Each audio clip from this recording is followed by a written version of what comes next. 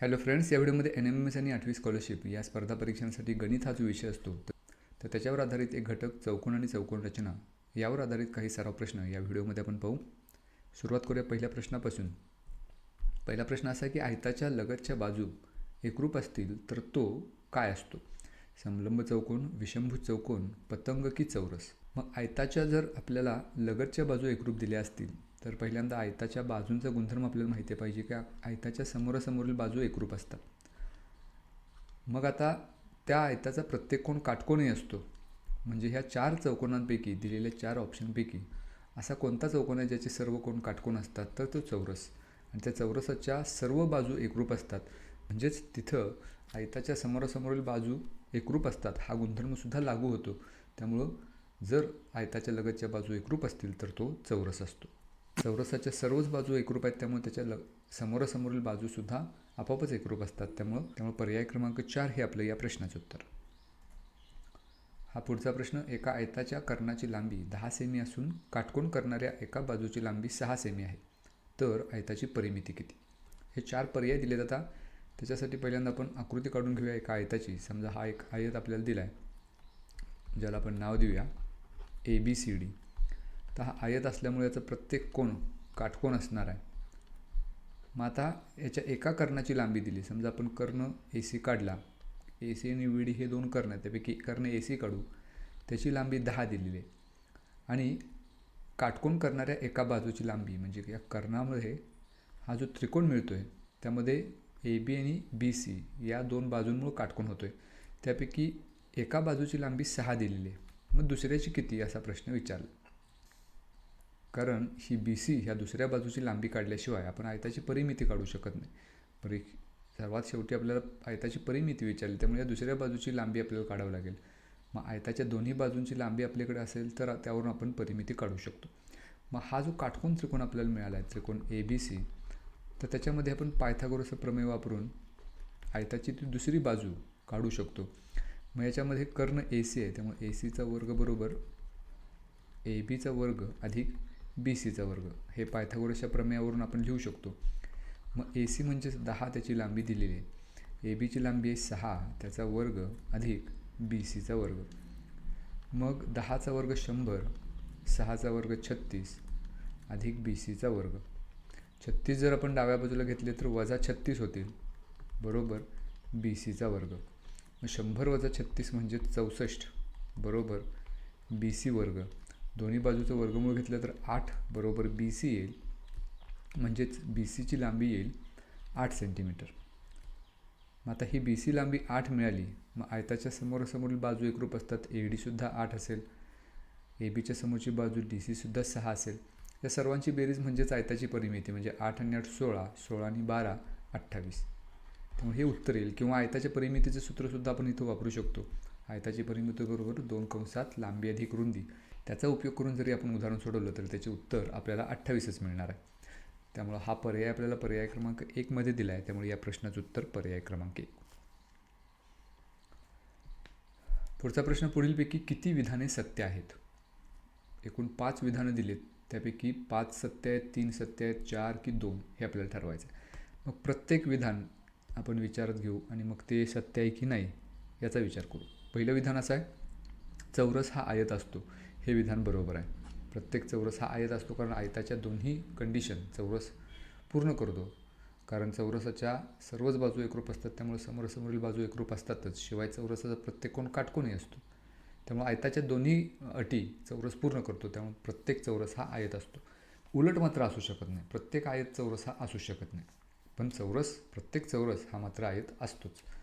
दुसरा आहे, आयत हा समांतरभुज चौकोन आहे. तेही बरोबर आहे कारण समांतरभुज चौकोनाच्या सर्व अटी आयत पूर्ण करतो. तिसरं, समभुज चौकोन हा समांतरभुज चौकोन असतो. हेही बरोबर आहे. प्रत्येक समभुज चौकोन हा समांतरभुज चौकोनच असतो कारण आयत, समांतरभुज चौकोन, चौरस हे सगळे समांतरभुज चौकोनाचेच प्रकार आहेत.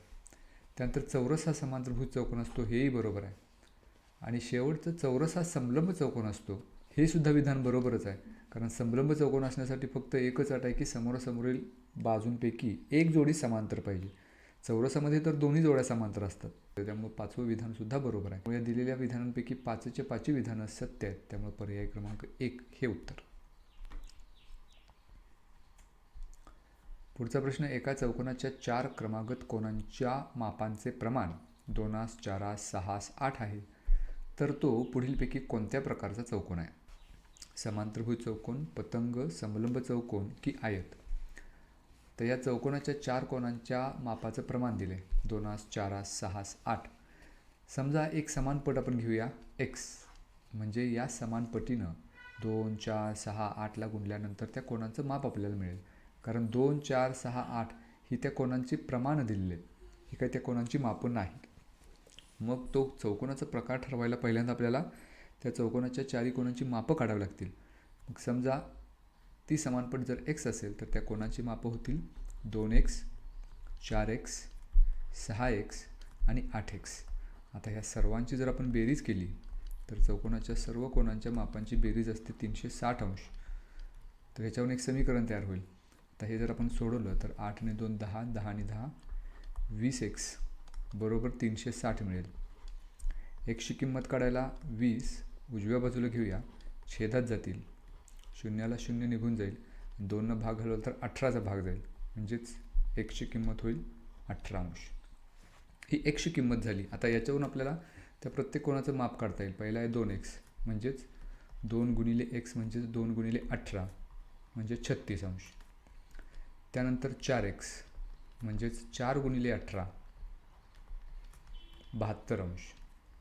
त्यानंतर 6x म्हणजेच 6 गुणिले 18 108 अंश. आणि शेवटी 8x म्हणजेच 8 गुणिले 18 144 अंश. तर ही त्या 4 कोनांची मापं झाली आहे. याच्यावरून आपल्याला ठरवायचं आहे की हा कोणता चौकोनाचा प्रकार आहे. मग एक एक पर्याय आपण बघूया. जर समांतरभुज चौकोन असायचा असेल तर त्याचे सम्मुख कोन एकरूप पाहिजेत. म्हणजे हे जे 4 कोन दिलेत त्यापैकी अल्टरनेट कोन एकरूप पाहिजेत. आता हे 4ही कोन वेगवेगळे आहेत, त्यामुळं तो समांतरभुज चौकोन तर काही असू शकत नाही. त्यानंतर आयतसुद्धा असू शकत नाही, कारण त्याचा प्रत्येक कोन काटकोन पाहिजे होता, म्हणजे प्रत्येक कोनाचं माप 90 अंश पाहिजे होतं, जे इथं नाही. पतंगामध्ये सुद्धा कोनांचा तसा निश्चित कुठलाच प्रकार नसतो. पण आता राहिला एकच प्रकार, समलंब चौकोन. त्यामुळे हा चौकोनाचा प्रकार असला पाहिजे समलंब चौकोन. हा पुढचा प्रश्न आहे या आकृतीवर आधारित. चौकोन ABCD हा समभुज चौकोन आहे. मापकोन C या कोनाचं माप दिले 2x अधिक x अंश, 2x अधिक 4 अंश. कोन ADCचं माप दिलेलं आहे 3x अधिक 6. हा कोन 3x अधिक 6 दिला आहे. तर CDE म्हणजे या कोनाचं माप विचारले. आता याच्यासाठी 4 पर्याय आपल्याला दिले. मग हा समभुज चौकोन आहे, याचा अर्थ तो समांतरभुज चौकोन असलाच पाहिजे, कारण प्रत्येक समभुज चौकोन हा समांतरभुज चौकोन असतो. आणि समांतरभुज चौकोनाचे लगतचे कोन हे पूरक असतात, म्हणजेच हे जे 2 कोन आहेत त्या कोनांच्या मापांची बेरीज 180 अंश व्हायला पाहिजे. मग ते पहिल्यांदा आपण करू. 2x अधिक 4 त्याच्यामध्ये 3x अधिक 6 या कोनाचं माप जर मिळवलं तर त्या दोन्हीची बेरीज 180 यायला पाहिजे. आता हे समीकरण सोडवू. 2x अधिक 3x म्हणजेच 5x अधिक 4 अधिक 6 म्हणजेच 10 बरोबर 180 अंश. 5x बरोबर 180, 10 जर उजव्या बाजूला घेतले तर वजा 10 होतील, म्हणजेच 5x बरोबर 170 अंश. आता xची किंमत काढायला 5 आपण उजव्या बाजूला घेऊया, छेदात जातील, तर इथं 5नं भाग घालवलं, 5 त्रिक 15, 2 शिल्लक राहील, 5 चोक 20, म्हणजेच x बरोबर 34 अंश. तर ही xची किंमत आपल्याला कोन CDEचं माप काढायचं आहे. मग त्याच्यासाठी आपण पहिल्यांदा कोन ADEचं माप काढू. त्याचा रेषीय जोडीतील कोन CDE आहे, त्याच्यावरून आपल्याला त्याचं माप काढता येईल.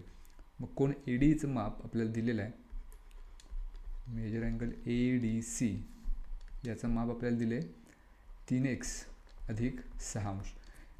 या राशीमध्ये xची किंमत ठेवूया, जी आपण इथं काढलेली 34, म्हणजे 3 गुणिले 34 अधिक 6. 34 गुणिले 3 102 अधिक 6 उत्तर येईल 108 अंश. आता हे माप आपल्याला कोन ADEचं मिळाले. पटकन आपण पहिलाच पर्याय आपल्याला 108 दिसतो, त्यामुळे आपण तो सिलेक्ट करतो. पण ते माप ADEचं आहे आणि प्रश्नात विचारले आपल्याला CDEचं माप. मग CDEचं माप काढायला ADE आणि CDE हे रेषीय जोडीतील कोन आहेत, म्हणजे त्या 2 कोनांच्या मापांची बेरीज 180 अंश असणार आहे. पैकी एक कोन 108 आहे. दुसरा कोन काढायला आपल्याला 180मधून वजा करावे लागतील.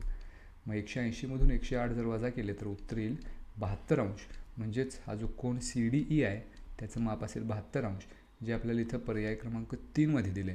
त्यामुळे या प्रश्नाचं उत्तर पर्याय क्रमांक 3. जो पहिलाच पर्याय 108 अंश आपल्याला दिला आहे तो आपल्याला फसवा पर्याय आहे. उत्तर चुकावं याच्यासाठी हा पर्याय दिलेला आहे. त्यामुळे काळजीपूर्वक सर्व पर्यायांचं निरीक्षण करून मग आपण उत्तर निश्चित करायचं. पुढचा प्रश्न आहे, एका चौकोनाच्या 4 कोनांच्या मापांचं गुणोत्तर 2 3 3 2 आहे, तर तो चौकोन पुढीलपैकी कोणता? आयत, चौरस, समलंब चौकोन की पतंग? पुन्हा एकदा पहिल्यांदा आपल्याला त्या सर्व कोनांच्या मापांचं गुणोत्तर दिले, त्याच्यावरून सर्व कोनांची मापं काढावी लागतील. त्याच्यासाठी एक समान पट घेऊया आपण x, म्हणजे मग त्या कोनांची मापं मिळतील 2x 3x 3x आणि 2x. ह्या सर्वांची जर बेरीज केली तर ती येईल 360 अंश. मग या सर्वांची बेरीज 2x अधिक 3x अधिक 3x अधिक 2x उत्तर येईल 10x बरोबर 360 अंश. मग xची किंमत काढायला 10 आपण उजव्या बाजूला घेऊया, छेदात जातील, शून्याला शून्य निघून जाईल, म्हणजे xची किंमत येईल 36 अंश. ही xची किंमत मिळाली. याच्यावरून आता ह्या 4 कोनांची मापं काढूया. 2x म्हणजेच 2 गुणिले 36 म्हणजेच 72 अंश. त्याच्यानंतर 3x आहे म्हणजेच 3 गुणिले 36 108 अंश. पुन्हा 3x आहे म्हणजेच 3 गुणिले 36 अंश 108 अंश मिळेल. आणि शेवटी पुन्हा 2x आहे म्हणजे 2 गुणिले 36 गुणिले 2 म्हणजेच 72. तर या कोनांच्या मापावरून आपल्याला ठरवायचं की हा चौकोनाचा कोणता प्रकार आहे. मग इथं चौरस आणि आयत हे 2 पर्याय निघून जातात, कारण प्रत्येक कोणाचं माप 90 अंश असायला पाहिजे होतं जर ते चौरस किंवा आयत असते तर. पण इथं ते नाही, त्यामुळे चौरस तो असू शकत नाही, आयतही असू शकत नाही. पतंगाच्या कोनाबाबत असा निश्चित गुणधर्म आपण सांगू शकत नाही. त्यामुळे राहिला एकच पर्याय समलंब चौकोन, कारण याच्यामध्ये लगतचे हे जे 2 कोन आहेत ते पूरक आहेत. म्हणजे या दोन्हीची बेरीज 180 अंश मिळते, या दोन्हीची बेरीज 180 अंश मिळते. याचा अर्थ इथं ह्या चौकोनाच्या समोरासमोरील बाजूंच्या 2 जोड्यांपैकी एक जोडी समांतर असलीच पाहिजे, तरच त्याचे लगतचे कोन पूरक होतील. म्हणजे हा जर 108 अंशाचा असेल तर हा 72 अंशाचा असेल, जेणेकरून या दोन्हीची बेरीज 180 अंश मिळेल. म्हणजेच तो मग समलंब चौकोन असला पाहिजे. पुढचा प्रश्न आहे, एका चौकोनाचे बाह्यकोन अनुक्रमे 2x वजा 15 अंश, x अधिक 45 अंश, 3x अंश आणि 2x अधिक 10 अंश मापाचे आहेत, तर त्या चौकोनाच्या सर्वात लहान आंतरकोनाचे माप किती? आता मापं दिलीत ती बाह्यकोनाची आणि विचारले आंतरकोनाचं माप. म्हणजे समजा एखादा चौकोन आपण इथं काढला अशा पद्धतीनं, तर हे 1 2 3 4 हे त्याचे आंतरकोन झाले. आणि बाह्यकोन याचा अर्थ समजा ह्यातली प्रत्येक बाजू जर आपण पुढं वाढवली तर हा एक बाह्यकोन तयार होतो. त्याच पद्धतीने इथं आणखी एक दुसरा, असं प्रत्येक शिरोबिंदूजवळ 2 एकूण 8 बाह्यकोन तयार होतात. तर त्यापैकी 4 बाह्यकोनांची मापं दिलेली आहेत आणि विचारले आपल्याला की आंतरकोनाचं माप किती. मग इथं चौकोनाचा आंतरकोन आणि बाह्यकोन याचा जर गुणधर्म आपण इथं वापरला, म्हणजे समजा हा एक चौकोन आहे, तर हा एक चौकोनाचा आंतरकोन आहे आणि हा त्याचा बाह्यकोन आहे. हे दोन्ही रेषीय जोडीतील कोन असतात, म्हणजे त्या दोन्हीच्या मापांची बेरीज 180 अंश असते.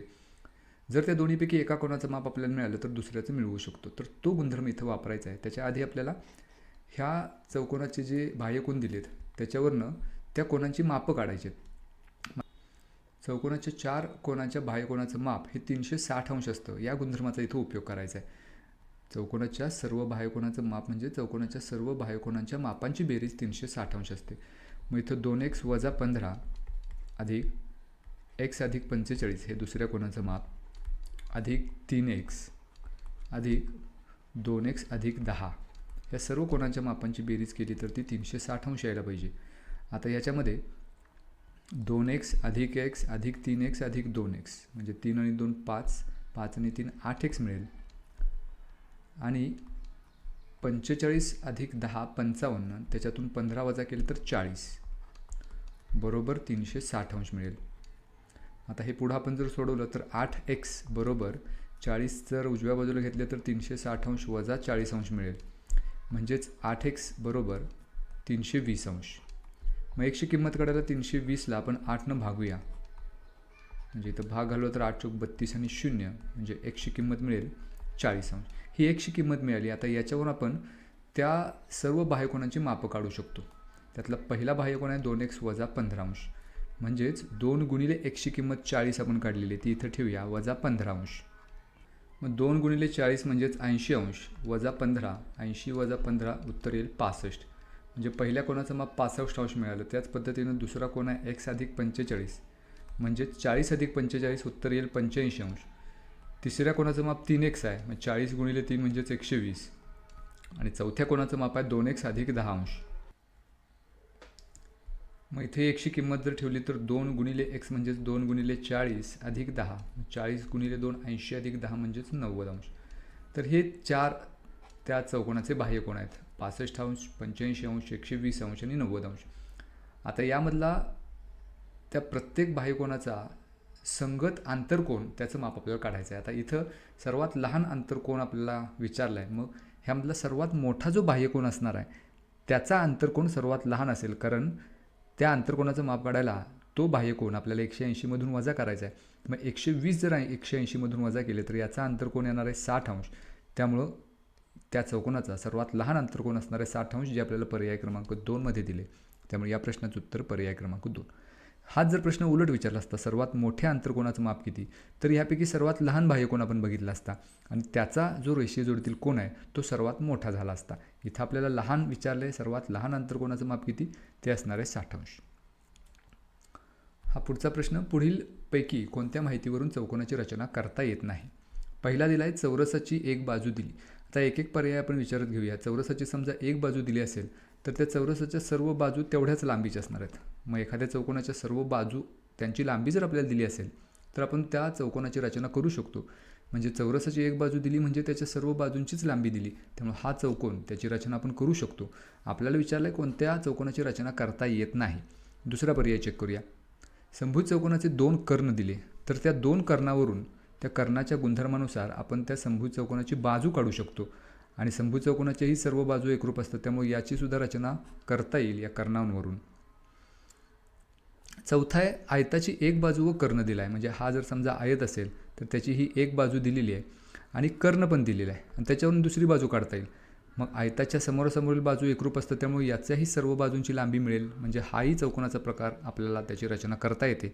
राहिला फक्त एकच पर्याय तिसरा, त्यामुळे या प्रश्नाचं उत्तर पर्याय क्रमांक 3. हा जो तिसरा पर्याय आहे, समांतरभुज चौकोनाचा एक बाजू व कर्ण दिली असता त्या चौकोनाची रचना आपल्याला करता येणार नाही. तर अशा पद्धतीने एक एक पर्याय आपण इलिमिनेट करून सुद्धा काही प्रश्नांची उत्तरं मिळवू शकतो. पुढचा प्रश्न, पुढीलपैकी कोणत्या चौकोनात एकरूप कोणांची एकच जोडी एकरूप असते. पर्याय क्रमांक 1 आणि 2 तर उत्तर आपलं असू शकत नाही, कारण त्याच्यामध्ये सर्वच कोण एकरूप असतात. समांतरभुज चौकोन हे सुद्धा त्याचं उत्तर असू शकत नाही, कारण समांतरभुज चौकोनाच्या समोरासमोरील कोणांची जोडी एकरूप असते. राहिला एकच पर्याय पतंग. त्यामुळे या प्रश्नाचं उत्तर पतंग या चौकोनामध्ये कोणांची एकच जोडी एकरूप असते.